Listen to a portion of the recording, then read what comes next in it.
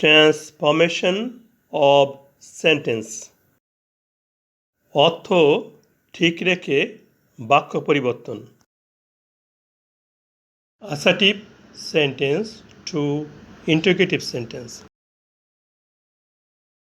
Assertive sentence: he wrote a letter. সে একটি চিঠি লিখিয়াছিল।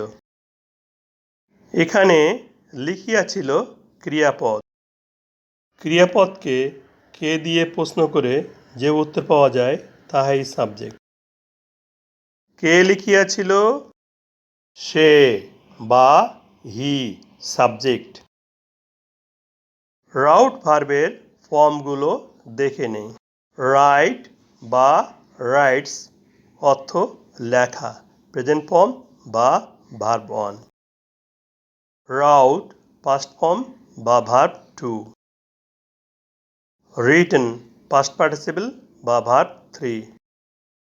দেখা যাচ্ছে রাউট পাস্ট ফর্ম বা ভার্ব টু, তাহলে এটি পাস্ট ইনডেফিনিট টেন্স। নিচের ভার্বগুলো লক্ষ্য করি।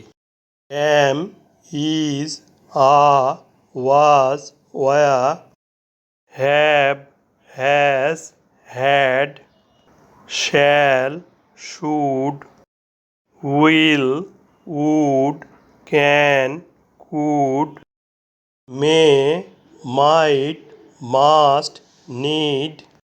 অ্যাসার্টিভ সেন্টেন্সে এই ভার্বগুলোর একটিও নেই, অর্থাৎ বাক্যটি প্রিন্সিপাল ভার্ব দ্বারা গঠিত। বাক্যের প্রথমে সাবজেক্ট আছে এবং বাক্যের শেষে ফুল স্টপ, তাহলে এটি অ্যাসার্টিভ সেন্টেন্স। বাক্যের অর্থ ঠিক রেখে অ্যাসার্টিভ সেন্টেন্সকে ইন্টিগ্রেটিভ সেন্টেন্স করব। প্রথমে অ্যাসার্টিভ সেন্টেন্সটিকে সম্পূর্ণভাবে পুনরায় বসাই। সেন্টেন্সটি পাস্ট ইনডেফিনিট টেন্স ও প্রিন্সিপাল ভার্ব দ্বারা গঠিত হওয়ায় ইন্টারোগেটিভ করতে অতিরিক্ত অক্সিলারি ভার্ব ডিড সাবজেক্ট এর পূর্বে বসবে। অ্যাসার্টিভ সেন্টেন্সে নো, নট বা নেগেটিভ কোনো শব্দ নেই, তাহলে এটি অ্যাফার্মেটিভ সেন্টেন্স। অ্যাসার্টিভ সেন্টেন্সটি অ্যাফার্মেটিভ হওয়ায় ইন্টারোগেটিভ সেন্টেন্সটি অবশ্যই নেগেটিভ হবে।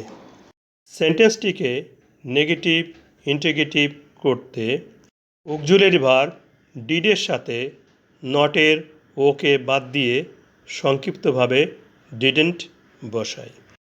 নেগেটিভ ইন্টারোগেটিভ সেন্টেন্সে অক্সিলারি ভার্ব ডিড ব্যবহৃত হওয়ায় উহার প্রিন্সিপাল ভার্ব রাউট এর প্রেজেন্ট ফর্ম রাইট এসে বসবে।